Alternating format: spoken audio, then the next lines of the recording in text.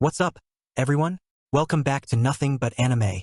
We're continuing our What If Deku Became a Teacher series with part 12. If you're enjoying this, don't forget to give it a thumbs up and subscribe to stay updated on all the latest videos. Let's get started. Come mid-December, all 5 of the stores Izuku wanted to be built had been finished, and he had been far less embarrassed when he thanked the Urarakas for working with him this time. Knowing he wasn't the best at names, he let the respective people he hired to run them pick the building's names. Within reason, he only had to reject one name idea, but each store was quickly named and added to his neutral territory list, which included the following: an apartment complex, the SSI Shine, the community center, 2 mom and pop-styled corner stores, a secondhand store, a 100-yen shop, and finally the bakery. All of those places were in the south side, and while Izuku had a few spots he regularly went to in other districts, he didn't have any claim to those places. Though he was working on it, it was so much harder to buy property outside of the south side, and Izuku's working theory was that the people in the south side had skipped a lot of legal proceedings to turn over ownership to him. He'd have to have his deeds checked and make sure he was indeed the official and legal owner of his properties, but he could focus on that next week. Right now, he should pay attention to where he was walking. He had almost tripped over one of the cracks in the uneven sidewalk. Such things wouldn't normally trip him up with how acquainted he was with what passed as a road in the south side, but he wasn't familiar with this area and didn't expect the damage since it was one of the nicer areas that weren't in his red light district purview. The only reason there were cracks in the sidewalk like that was because of a recent hero versus villain fight. Honestly, Izuku wouldn't be in a neighborhood like this, and much less at 4 in the morning as he was now, but Magna-san texted him saying she wanted to talk with him as soon as possible. So Izuku gave himself a cold shower to wake up and got on the first train to Sakiya Station, following his GPS to what he presumed was her apartment. His brain was still foggy from only having half of the time to sleep he normally got. Izuku only remembered to leave a note for his mom when was walking down the complex stairs and had to go back to write one. So suffice to say, Izuku wasn't all there and still mostly a zombie when got to Magna-san's building. When Magna-san opened the door, he noticed she wasn't as well put together as she usually was, but seemed to have the presence of mind to gawk at his own dishevelment. Then again, he wasn't much better at the moment. Midori-chan, you're here? She questioned, seemingly shocked at his being at her door. You said it was important. Izuku responded, though it didn't change Magna-san's expression. Midori-chan, I texted you at like 1 a.m., she told him, and he averted his eyes. Yeah, I know. Sorry, but it's a 3-hour ride here, Magna-san. He apologized before looking back at her. What's wrong, Magna-san? You didn't say in your text. He asked. Mange-san opened her mouth to speak, then closed it and ran a hand through her hair. Right, okay. Mizo mentioned you were studying quirks, so you know a lot about them, right? She asked, and Izuku blinked. I graduated back in October. Are you having problems with yours? He inquired, because that would seem like a valid reason for the middle of the night text. No, not my quirk. Magna-san quickly corrected her hands, going to hug herself. But I know someone who is. She admitted, pausing to swallow. It's bad. She confessed. Her worry clear? Does it hurt them? Izuku pressed, and Magna-san nodded. Izuku quickly understood the severity of the situation. He ran his tongue over his teeth hard to the point of pain in order to jolt his groggy brain. Do they need a hospital? He asked, and Magna-san became slightly panicked. You can't tell anyone. He's not. Magna-san responded, trailing off as she struggled to find the right words. Magna, Izuku said, easily getting the woman's attention with a sharper tone and dropping the honorific. I work and practically live in the 38 red light districts. The people I am closest to are in gangs, the mob, or involved with both. And to top it all off, I'm quirkless. I am the last person to go to the authorities. He told her, finding himself surprisingly short on patience in his state. I do not care if your friend is on the wrong side of the law. What I care about is if he needs something I can't help with, like a broken bone. He clarified, making some of the tension leave her anxious form. Does he have any? Izuku questioned, and Magna-san shook her head. No, his quirk wouldn't cause anything like that. Well, I don't think it could. He has some kind of fire quirk, she explained, and Izuku was relieved to hear that. Izuku has had so much experience with burns from his bullies, mainly Kaken, and it taught him how to treat different types of burns. Alright, I can probably help with that, but if there's anything serious, I have some favors I can call in to get someone discreet to help him.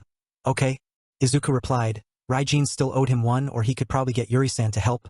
Criminal organizations of their scale usually have 1 or 2 certifiable doctors on the payroll. Magna-san stared at him, taken aback. Why, you can do that? She asked, her voice a touch more reserved. Your friend needs help, and I'm going to do my best to help them. He responded, glancing inside her apartment but not seeing anyone. Is your friend here? Izuku questioned. No, but I know where he should be. Magna-san answered, and Izuku nodded. Okay, you're going to take me to him, right? Izuku guessed. Yeah. Sure, just give me a few seconds, Magna-san told him after a moment, grabbing her shoes and throwing on her coat before cursing as she searched for her car keys. Izuku didn't remember the woman having one, but that was hardly the most pressing issue at the moment. She locked up her apartment before starting to walk back to the ground level. So what's the problem with his quirk? Izuku asked, figuring he should try to get as much information as possible before going into the situation. It wasn't like he had anything else to do, and he needed something to occupy his mind when Magna-san started driving. Magna-san missed a step and would have fallen down the stairs if Izuku didn't quickly get a firm grip on the railing and Magna-san's arm. Sorry, Midori-chan. She apologized and they continued down the stairs at a slower rate. Don't know, we're not that close, she admitted, sounding somewhat guilty. I met him back when I was working at the Barnacle. He didn't look old enough to drink, but the prick running the place didn't care who was buying his slop. Magna-san shamefully explained, though Izuku couldn't say he blamed her that. She needed money, and her boss was definitely an idiot. If Shoji-san slipped and told him about how Magna-san was fired, well, that was something between them. I tried to keep an eye on him when he came in, so he wouldn't drink himself to death. I didn't see him that often, but when I started working at the bakery, I started to see him on my way home. It was pretty obvious the kid's homeless, so I'd make some extra food for him sometimes. She confessed, bracing herself, however. Izuku was the last person who'd reprimand her for that. Hell, he was seriously considering giving her a raise. That's good of you to give him food, Magna-san, he assured, having been on the other side of self-doubt more than once. Magna-san relaxed again. It wasn't a problem. But we got to talking more, and the last couple of days he wasn't himself, and I had to take him back to where he was squatting today since he couldn't walk straight. She told him, her worry coming back, and if he was that bad, Izuku could understand why she was. His students were far from being on the up and up, and some of the things they did was drugs. Izuku remembered freaking out when he first saw one of his students were dangerously high on drugs. Some of his students have very intense addictions, but he tried his best to help them where he could. He's still working on a plan to help them, but that was neither here nor there. So for the short ride to the warehouse area by the docks outside of the south side, the location answered any lingering thoughts about why Izuku hadn't previously heard of Magna-san's friend. He was already putting himself to the test with the district's much less look for more work outside of them. The building Magna-san took him to had tape saying condemned on it and was visibly falling apart in the same way most Southside buildings were. A good chunk of the roof was gone and there were holes in the walls. However, it was black scorch marks that caught his eye and had him questioning whether it was caused by Magna-san's friend. You should stay out here, Magna-san, Izuku told the woman. What? Why? She questioned, looking lost. He's a private person, right, Magna-san? He guessed, and she nodded. Then it's better for whatever relationship you have if he doesn't think you went behind his back and ratted him out. He elaborated for her, and Magna-san looked conflicted. Izuku sighed. Magna-san, I can handle this situation just fine on my own. Do you think that your friend would purposely hurt me?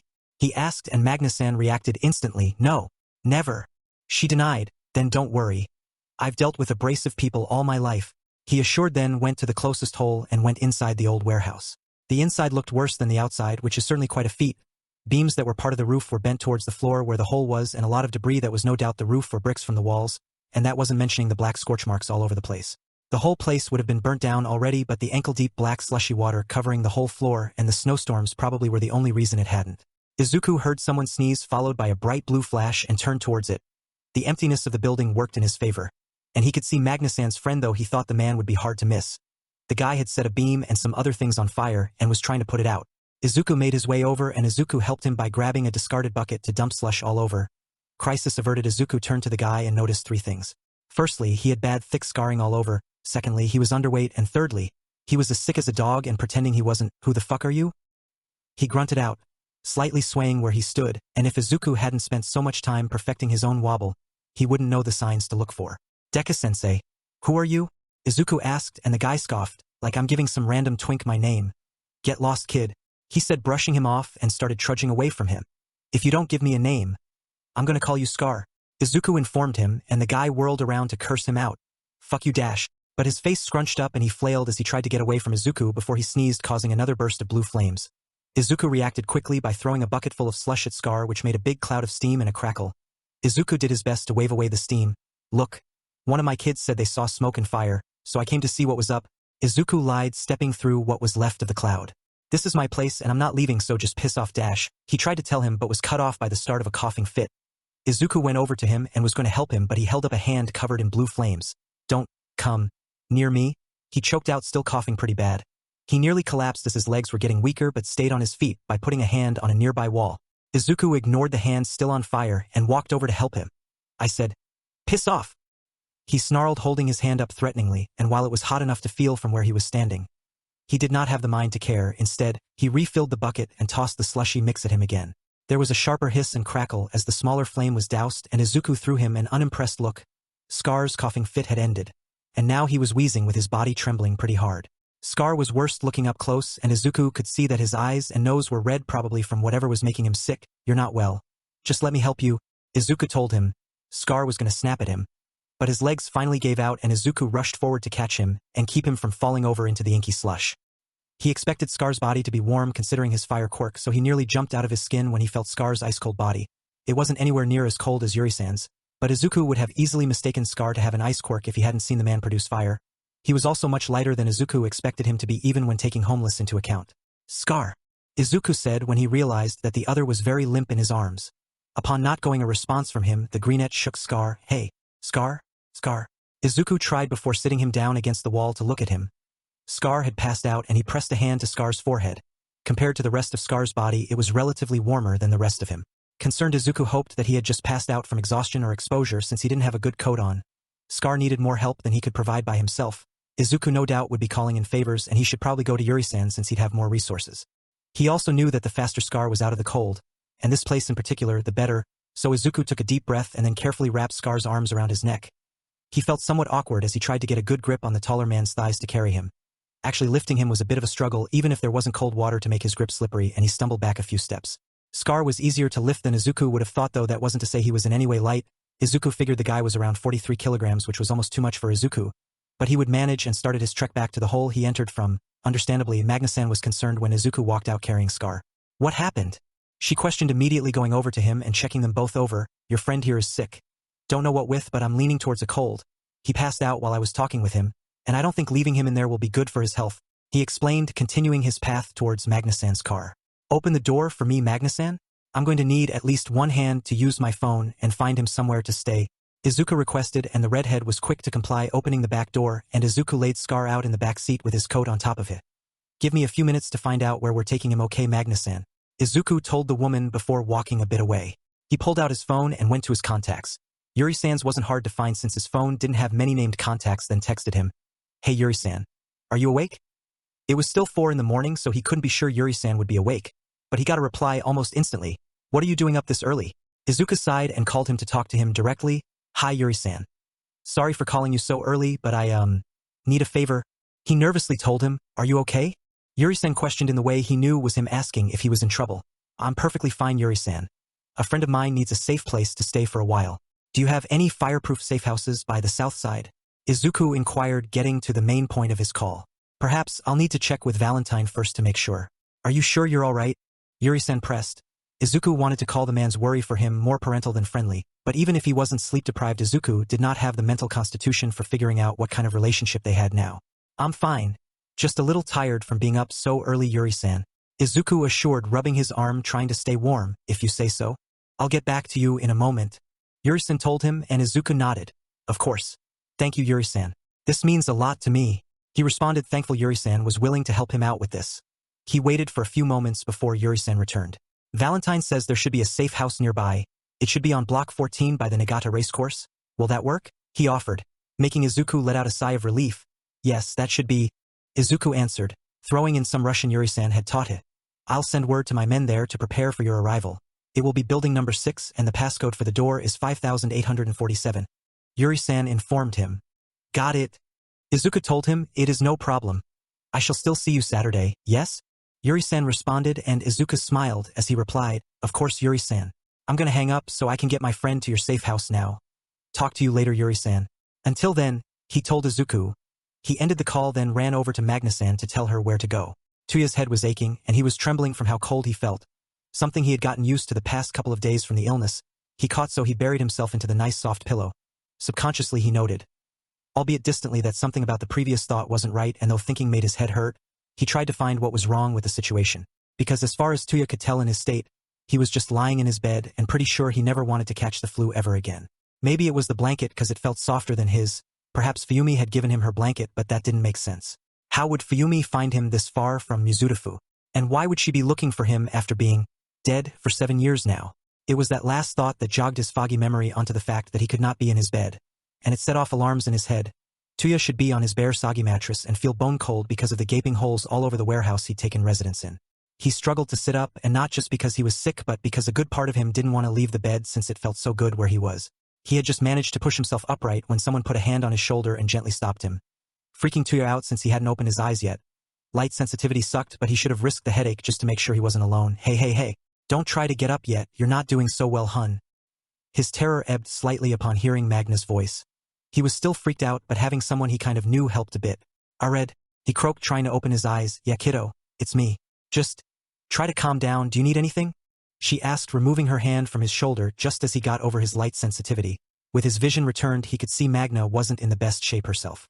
She was sitting on the bed in a stained tank top, sweatpants, and her hair in a messy bun. Then his gaze went over the room they were in and noted two things.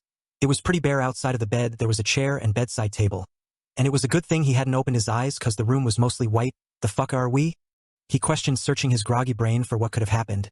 He was coming up empty cause the last thing he could remember was trying to get some sleep after she helped him back to his building. Magna hesitated, looking away from him, somewhere safe. "I was worried. You didn't look good. And I couldn't just leave you like that, hun. I came back to check on you, but well, someone else did first," she explained, and that helped him to recall some bits of a blurry figure. But he still couldn't remember shit. "My new boss, the kid I mentioned. Yeah. He saw how bad off you were and had me drive us here," she told him. Tuya was going to again ask just where here was when the door to the room opened and some preteen greenette entered with a tray of food. Upon locking eyes, the memories of what happened hit Tuya like a truck, including the part where he tried to bluff the kid into leaving and subsequently got a bucket of slush to the face for his troubles. "Ah, you're up," he commented. "Good.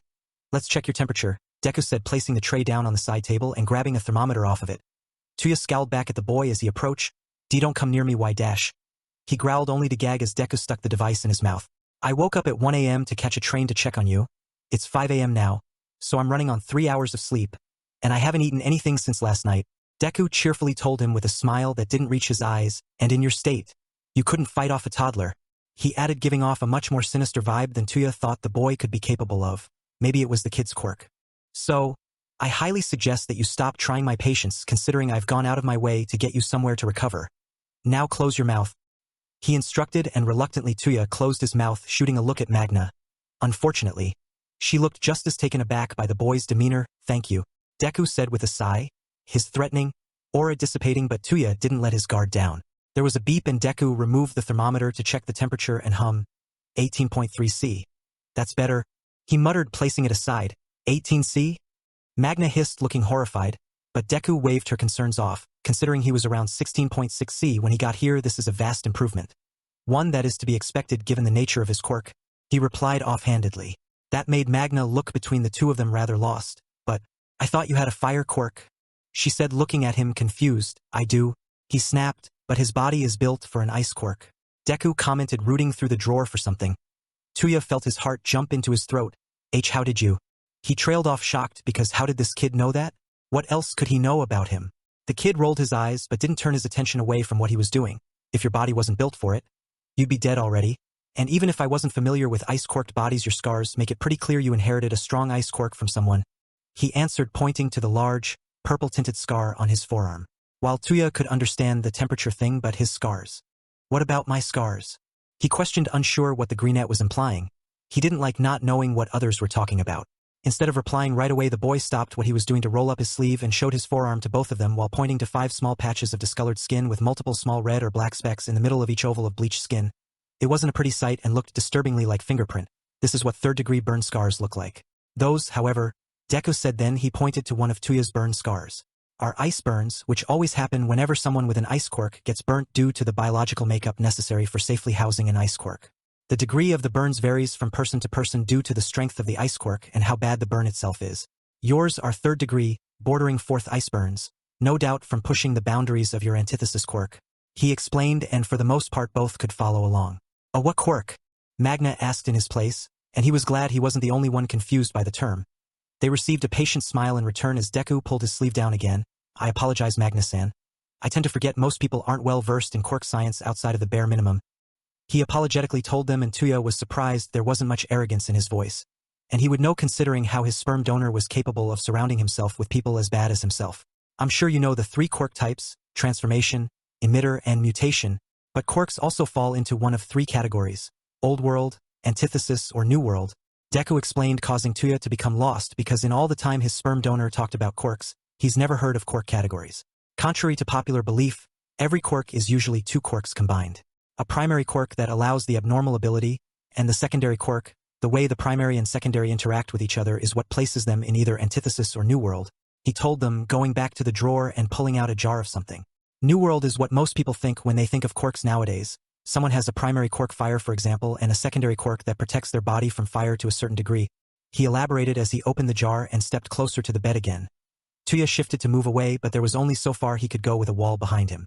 Antithesis quirks, on the other hand, are where the primary and secondary quirks have a negative reaction to each other that can cause severe damage to their holder without proper training or support, like how your fire quirk leaves ice burns when you exceed your limits because your secondary quirk only gives you a degree of invulnerability to the cold. Deku finished off saying as he pulled out some goop from the jar and proceeded to rub it on Tuya's arm. And for all Tuya didn't trust the kid, he only let the boy continue rubbing the goop on him because whatever it was made his scar tissue feel looser, for lack of a better word. He could move his arm and it didn't feel like he had to force his skin to stretch itself out. His ability to fight the kid off in his current state notwithstanding. "Magna-san, could you make him some soup since he's up now?" he requested as he finished rubbing whatever the goop was into his scar tissue and turned away to wipe his hands off on some wipes also on the tray. Magna met his eyes, silently asking if he wanted her to stay, and Tuya found himself not dreading the idea even if he still felt unease about being alone with this kid. The boy was kind of like his brother and he was enough of an egghead he felt reasonably safe with him. So, he gave Red the go-ahead and Magna hesitantly exited the room and left the two of them alone. "These should help with your cold. Do you need something to drink to help you get them down?" Deku questioned, grabbing a bottle of pills and getting out 2 small white tablets. Tuya quickly clocked the label before deciding whether or not to accept random drugs from a stranger. Nah. He rasped and the boy put the pills in his hand and let him swallow them before Deku spoke again. "My friend is going to let you stay here until you get better. Do you have any idea what you'll do after that?" he inquired. Tuya scowled back at him. "What's it to you?" he questioned, giving him a dirty look, being as grateful as he could be to the kid for kidnapping him, but he wasn't going to just blab his plans to the brat, temporary roof over his head or not. Deku remained unfazed by his actions. "Considering I'm planning on offering you a job, I think I'm entitled to know if you at least have a roof over your head," the boy responded, crossing his arms as he leaned back into the chair. Tuya blinked, then stared at him for a solid minute. "What?" he said, because there was no way he heard him right. Deku closed his eyes and took a deep breath. "I am quite lenient about my clientele and I don't particularly care what they do on their time, but that doesn't make me naive of what other people do when I'm not around. And the respect I've cultivated only grants me a certain amount of clout," the boy admitted with an odd pause when he mentioned respect. Despite being called a failure from birth by his sperm donor, Tuya wasn't a total idiot and had heard bits and pieces of the mysterious Deku-Sensei, but he was still having trouble reconciling with this kid being that Deku-Sensei, mainly because he was warned about crossing him and that didn't line up with the brat. Mostly, if he did have some kind of secret emotion influence quirk, then he'd be more receptive of the idea. "So, to keep my areas a bit safer, I've been thinking about finding someone to keep an eye on my territories in the south side when I'm not there. It would also help discourage others from starting something if I had someone that can fight to back me up, someone like you," Deku told him. "And if I don't want anything to do with your shit?" Tuya scoffed back at the coincidental timing of it. "Then we go our separate ways once you've recovered. No strings attached. You staying here is a favor for Magna-san," he answered with a shrug, and Tuya wasn't assured by his nonchalant, "And just what would I get for working for you, Deku?" he sarcastically asked, and the boy brought his hand to his face as he thought with a hum. "Does 3,904 yen a day sound good?" he offered. "The fuck? Are you serious?" Tuya replied, starting at the kid like he was a two-headed alien. "Would 5,210 yen be better?" Deku questioned with a raised eyebrow. "You're serious?" he muttered. Deku shrugged again. 156,300 yen. "A month doesn't sound too bad of a price for keeping my people safe," the boy commented. "You don't even know me, and you want to hire me to be some off-brand hero?" Tuya questioned, almost spitting the last word. "Magna-san can vouch for you. That's enough for me. Besides, you can't be worse than any of the other heroes that have visited the south side," Deku responded, and Tuya noted the bitterness in the second sentence. Deku stood up and moved to the door. "I don't need an answer now. You can take your time to think about it. I'll be back later, so it will be just you and Magna-san for the rest of the day. See you then, Scar," he told him as he left the room and left Tuya to, process everything that had just happened in the last, 15 minutes? Getting kidnapped by a kid. Learned that he was one of many with a shitty quirk and was offered a job by his kidnapper who could not be older than his baby brother. Tuya felt his head was pounding from trying to grasp all of this, but at least he was going to eat soon and had a soft bed to sleep his cold off in. Magna can say that working in the south side had been interesting to say the least. Sure, she was used to dodging sketchy figures, having worked her fair share of jobs in red light districts, but running the Minty Delights bakery was very different from all of her other positions. She had been an unofficial boss a couple of times, but this time she was the boss in name, title, pay, and all she had to do was spend some time getting an idea of what her new business needed before she could think about opening. There were obviously some kinks she had to work out when it came to employees and getting the day-to-day operation up and going, but little Midori-chan had been a great help through it all, surprisingly. She hadn't had to worry about getting ingredients or having them restocked. Simply write a list for the boy and he'd have someone get what she needed. Being under the boys' payroll also gave herself some leeway with the locals, herself being an outsider or not. Magna is pretty sure that is why she's been mostly left alone by the troublemakers. The boys' hand-drawn map of the district helped in that regard too. The work itself wasn't the most challenging considering she had a decent time baking all of the treats and the 2 kids working under her were competent enough. She got a decent amount of customers since starting up with some regulars coming in once or twice a week. She also was given a lot of autonomy since Midori-chan was only able to check in on Fridays. But he was always available by phone if there was an emergency, which the kid wasn't joking about as she learned last week. Thank God, because Dabi had been worse than she thought he was and Dabi definitely needed that fireproof place to recover. While she'd been taking care of him, she was able to badger the poor guy into staying with her until he found a new place. Dabi was a respectable roommate and tried hard to find some work to cover his part of the bills once she reluctantly let him search for a job. The boy hit a lot of roadblocks with his complete lack of previous work history or proper identification, and of course, his appearance made it impossible to find one. Dabi's stubborn insistence that he had to earn his keep eventually caused him to break and take Midori-chan's offer the day before yesterday. Magna hadn't known about the kid's offer, but tried her best to reassure Dabi that Midori-chan likely wouldn't take advantage of him. Probably, he didn't seem like the type from what everyone told her. Today was Dabi's first day of probation and trying out his new role of peacekeeper. He wasn't under contract yet and Midori-chan wanted Dabi to give his job a try before locking him into a contract, but the Greenette assured them both that he would be paid for his probation period as well and forwarded a map with instructions of what Dabi was expected to do. It was pretty straightforward duties-wise, as all it entailed was that Dabi patrolled the south side, bouncing between each business or property Midori-chan owned, check in with the people there, and keeping an eye out for any kids he saw during his daily meandering. And of course, if he did see anyone causing trouble, well, Midori-chan's buildings were all privately owned, so Dabi had Midori-chan's permission to use his quirk how he saw fit, so long as there wasn't any outrageous property damage or casualties. So with all this in mind, Magna made sure to bake Dabi's favorite cookies so he could have them when he eventually popped by. She led him to the district that morning but hadn't seen him since then. Magna tried to keep from worrying about him too much or else she'd be likely to stress bake all of their stock. It was a relief that Dabi finally strolled in around noon. The guy looked exhausted but he was in one piece and she didn't clock any funny movement. "Hey there, hun. I was worried you were going to try avoiding me," she teased, coming around the counter to the little table that Dabi chose to collapse at. "That brat's trying to kill me," he grumbled back at her, his face buried in his arms. Magna pat him on the back. "Your first day not going that well, hun?" she asked, and he gave her a look. "I've been running around in circles because that brat has his business all over the district. And of course, I can't just go from point A to point B because of all the gangs roaming this shithole." He spat in response. She gave an understanding hum. The south side was loaded with gangs and she had her own trouble avoiding them in the beginning. She couldn't imagine how much more difficult it would be if she was as underweight as Dabi is, much less when winter was in full swing as it was now. "I know it sucks, hun, but it's better not to mess with the locals until you make a name for yourself. Midori-chan only has so much sway around here," she told him. Dabi gave her the stink eye. "I don't need that brat to protect me," he huffily replied, and she could swear it was his equivalent of pouting. Magna chuckled over his childish behavior and ruffled his black hair. "Sure you don't, kiddo," she teased, and Dabi proceeded to try and smack her hand away from him. "Don't call me that. I'm over 20 years old. I'm not a kid," he maturely protested, making her playfully roll her eyes. "So you say, but until you can prove it, you're always gonna just be a kid to me," Magna said. Dabi groaned and buried his face in his arms again. "Everything's been fine here, hun, but feel free to stay as long as you need, kiddo, and I've made you a little snack for your trouble," she told him, dropping a baggie of cookies in front of him. Dabi's eyes lit up and he eagerly pulled out one to gobble it up like the little goblin he was, making her chuckle again. She turned away and was moving back to the counter when she heard the soft jingle from the doorbell. "Welcome to Minty Delights. How can I dash?" she greeted, turning towards the entrance only for her brain to crash when she saw who was there, because there was no way that her mother would ever be caught dead anywhere near a place like the South Side on principle, much less be standing inside the district. But no, the longer she stared at the well-dressed woman, the clearer it became that she was standing in the shop and that she wanted to be anywhere else from the disgruntled look on her face. Magna felt she should have known that they might have shown up to make a scene at her work. It has happened twice before, but she didn't think either of them would be so crazy as to travel across Japan to confront her in person in a red light district. Her mother, ever the aggressor, took charge and marched over to her, scowl firmly in place on her face. "Kenji, it's high time you stop with this childish tantrum of yours and come home." She spat, and Magna took a step back, a familiar twist in her gut once she heard her old name. Dabi was on his feet and would have intervened if she hadn't quietly motioned for him to not. "Mother, we've talked about this. You can't just barge into my life or my work whenever you feel like it. And that's not my name anymore. I had it changed years ago," Magna tersely replied, trying her best to not give Mother the emotional response the woman wanted. Mother pursed her lips. "Perhaps I wouldn't have to go to such extreme measures if my son wasn't acting so irrationally," she coldly told her. Mother glanced down at her clothes and her face twisted in disgust. No doubt at her clothes.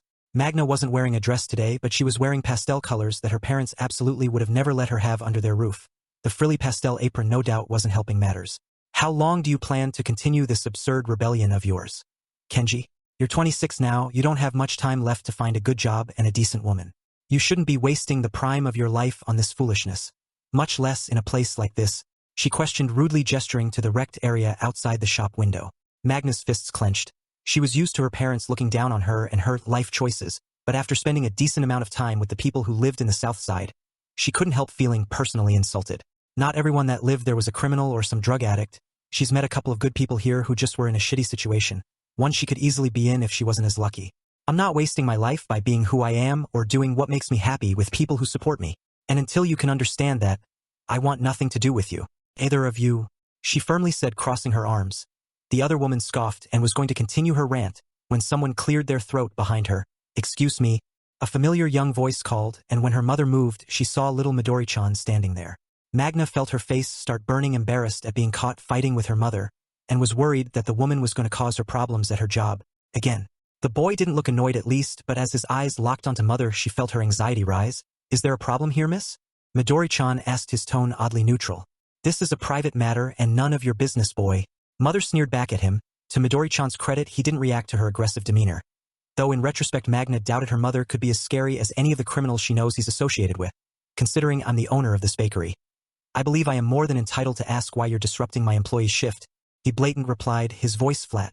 Her mother's face was fully scowling now. Even if you were the owner of this pathetic business, you have no right to butt into a private family matter between myself and my son. She hissed back, and Midori-chan blinked, looking slightly confused. Magna began to feel even more embarrassed and upset with how entitled her mother felt she was to her life. But she wasn't surprised, and she was going to apologize, but he spoke first, confusing the other three in the room. I thought Magna-san was an only child? Then his eyes widened and he smiled, though Magna swore it was different from the one she was used to seeing. Ah, I suppose congratulations are in order on your new sibling, Magna-san. If you'd like to take some time off to help them at home, I understand. After all, it must have been a difficult pregnancy at your mother's age. He sweetly offered, making her mother's face turned almost as red as her hair while Dabi snorted. However, dread began to pool in Magna's gut because her mother's infertility was an incredibly sore spot for the woman.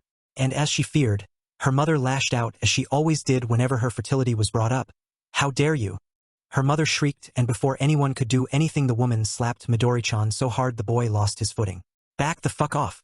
Dabi shouted, immediately putting himself between the woman and Midori-chan when her mother tried to step closer to the boy, then set his hand on fire when mother tried to step closer. Go ahead, bitch. Try me.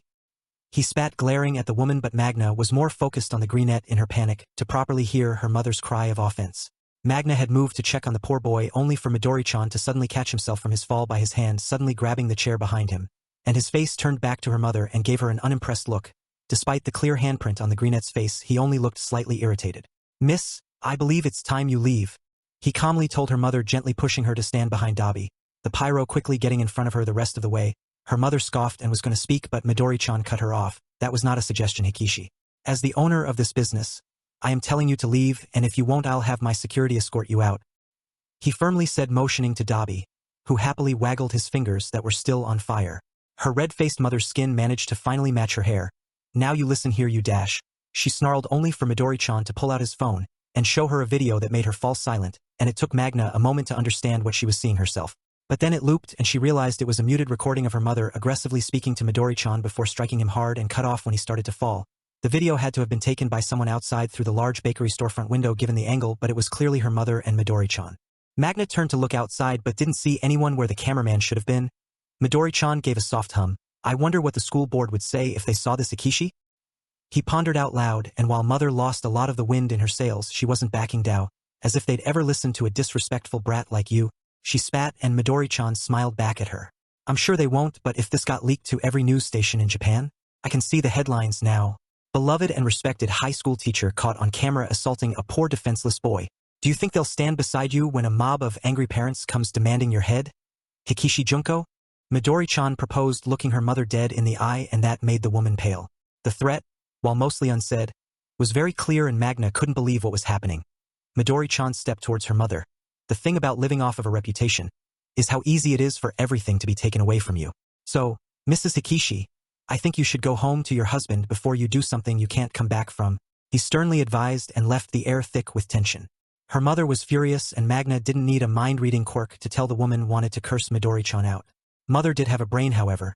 Instead she huffed, storming off, taking the tension away with her, and as soon as the woman was out of sight, Midori-chan's shoulders slumped, his posture returning to the concerned nature she had come to know the boy by. He turned to her. "Are you alright, Magna-san?" he softly asked, and if she was being honest, she wasn't. Having Mother randomly show up in her life was always stressful and admittedly left her an emotional mess. Today probably wasn't going to be an exception, but she could have that existential crisis when the day was over with the help of a cheap bottle of wine. Right now, though, she was way more concerned about the bruise blossoming on the boy's face. "I'm not the person who just got hit. Are you okay, Mito?" She questioned back, her hand unconsciously going to cup the injured cheek, but it stopped halfway, not wanting to cross a line. To be fair to Magna's worries, her mother's fingernails apparently scratched the boy bad enough to draw blood, and 3 drops were building upon his cheek. Midori-chan's eyes flicked down to his cheek as if he could see it without a mirror before they went back to her. "It's fine, Magna-san. I can handle some discomfort to keep my people safe," he simply assured, and Magna, of course, noticed his inclusion of her being one of his people, though Dabi, who wasn't as familiar with the boy, scoffed. "Since when is a slap that knocks you off your feet and draws blood count as discomfort?" he inquired, his arms crossed. The boy shrugged. "I've been struck harder by toddlers. You'll find most of us tutos are a touch more durable than the average person," Midori-chan explained, adding air quotes when he said average, but Magna was sure she wasn't alone in her confusion over what a tutos was, but chose not to ask about it just yet. "Compared to a girl I knew when I was 7 and the way she used to throw me around with her strength quirk, this," he pointedly poked the bruise without flinching, "is nothing compared to what I've been through. So please don't blame yourself for it. Either of you," Midori-chan told them, but it was hardly comforting to hear the boy admit he was so used to being assaulted. Magna couldn't help feeling guilty that her narrow-minded mother was the one to harm the boy and was now worried about the boy's past. Well, more worried since he was mixed up with a lot of criminal groups. Dabi didn't look like he was taking it any better. "You're paying me to shut that shit down before it escalates to that," Dabi spat, gesturing to Midori-chan's bruised scar. "I hired you to take care of things when I'm not here. I don't expect you to, or want you to throw yourself into every fight," he calmly corrected. Dabi gave a huff. "I've told you not to call me that. My name's Dabi," he half-heartedly complained, and Midori-chan hummed back. "Perhaps you should have thought of that when you threatened to barbecue me." "I did say I'd call you Scar if you wouldn't give me a name," Midori-chan dryly replied. "What are you even doing here? Aren't you only supposed to be here at 3? Dabi questioned, changing the subject. "Since the Southsiders tend to be naturally distrustful of outsiders, I figured it would be best to have you follow me around, so I can introduce you. I can do my online courses at any time," Midori-chan simply explained, brushing it off. Dabi's eye twitched. "I don't need some green twink babying me," he told him, making Midori-chan roll his eyes. The two continued to bicker almost playfully, which helped to drain a majority of the tension left over in her body from the confrontation. Watching the two of them certainly eased Magna's mind a bit, but not entirely. She wasn't the smartest person, or that observant, so it was only by chance that she realized Midori-chan was more affected than he let on. After all, the shaking of his tightly clenched hands was very minor and almost invisible with how his arms were crossed. Maybe she was reaching, given she hasn't known the boy for long, but the way he held himself felt tenser than he usually was. And that did hurt on some level for the woman, that she needed the kid to force himself through his anxiety to protect her from her own family. But on the other hand, knowing someone so paradoxically powerful had her back to the point he'd take a blow for her sake was grounding. In a way she's never had in her life before, and something she knew she shouldn't take for granted. That's the 12th part finished. If you want to catch up on the earlier chapters, head to the playlist. Please remember to support the author. I'll be back with more soon. Thanks for being awesome.